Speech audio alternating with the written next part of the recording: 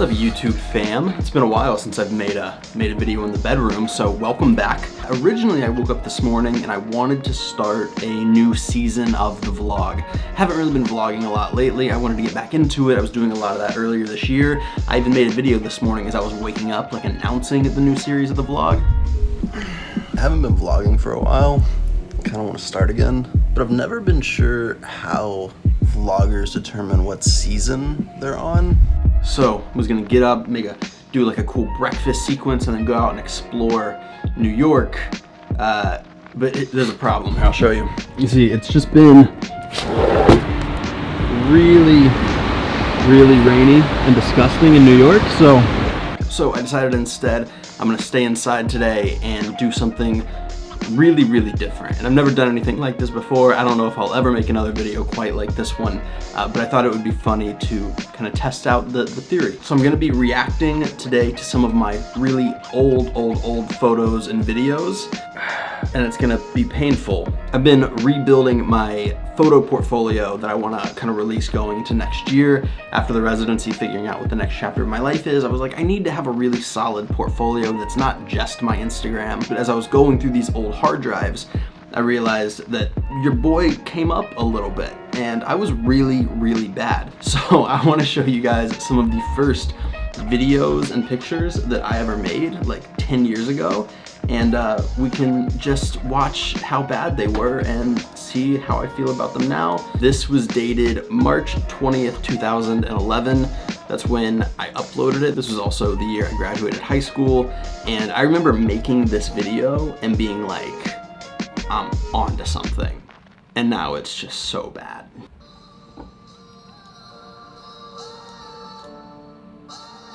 I don't know what that transition was.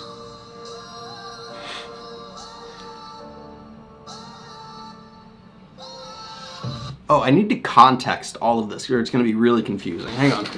Ha.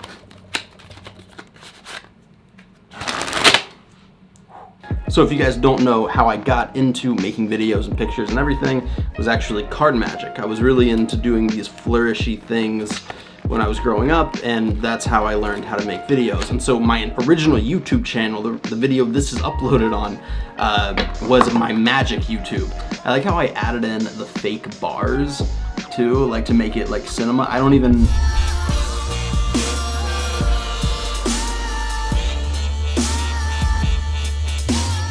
Also, apparently this is when like dubstep was still a thing. I think like every video I made was either Kid Cudi or dubstep. Okay, we're gonna go to a different video.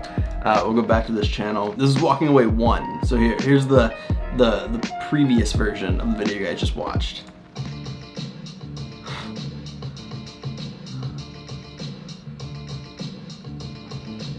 This was uploaded December 30th, 2008. I shot this on mini DV cam, which means like it was shot on tape, and then I had to record it into a computer and edit it in like Windows Movie Maker because that's just what I had at the time. Oh man.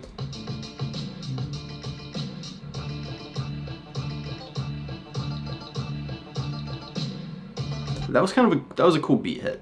That was still like, I was thinking about something there. I used to take these lamps from Walmart that just have all these like octopus legs, and I would just like tunnel all the light into my hands to film because I would just make my room pitch black.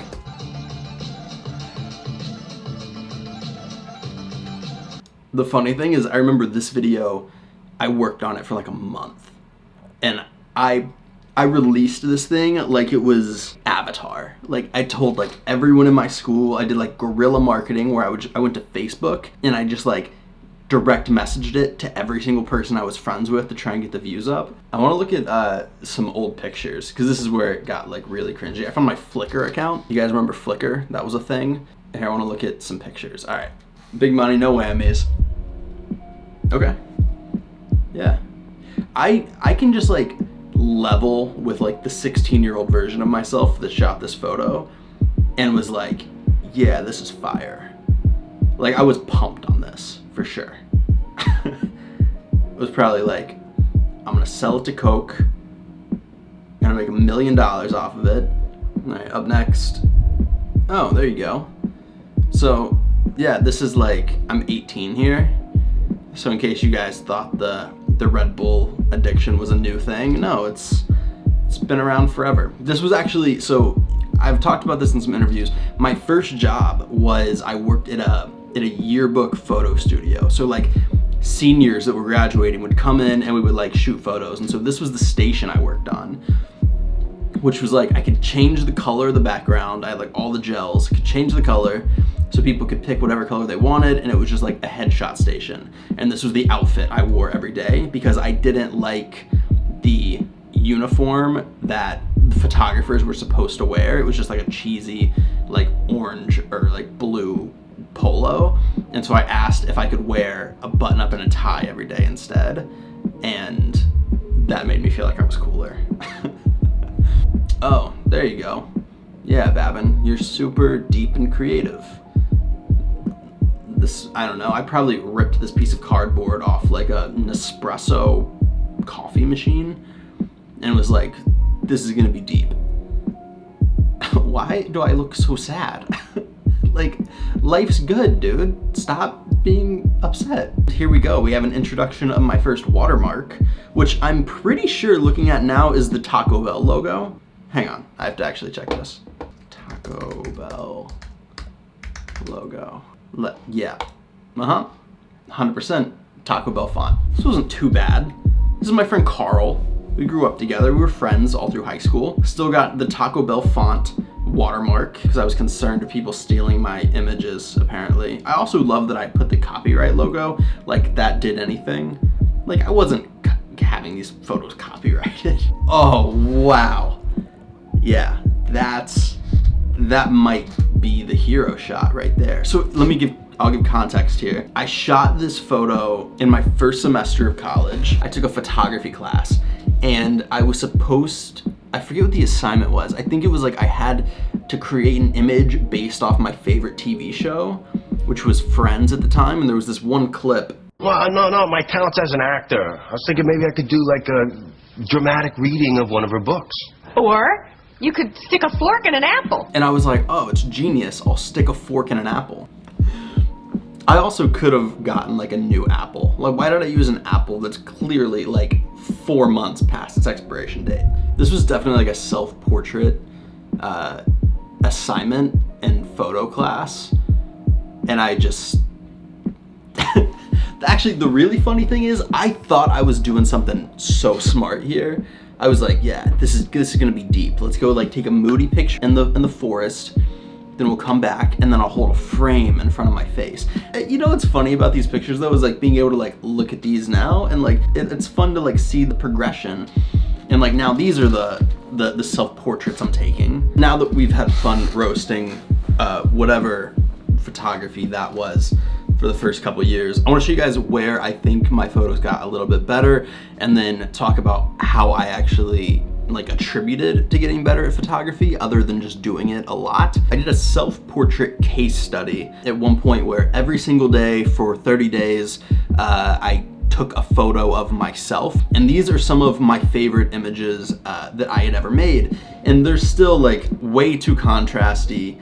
Conceptually, they're sort of all over the place. I was doing all these like weird things with text and light leaks and things that make no sense, but I was picking something to really, really hone in on and go super deep into. And then, you know, whenever I was living in Florida, I actually started shooting fashion. Like I did a photo shoot every day where it was just like I found a friend or someone who I could like pass off as like a fashion person and would shoot like a mock editorial. And then once I started getting a little bit better at those photos, then musicians started reaching out and I started taking other pictures, and that's kind of naturally how the progression worked. But I think picking, you know, specific niche things to focus on and developing those skills. There's this sort of philosophy I heard about recently called shokunin.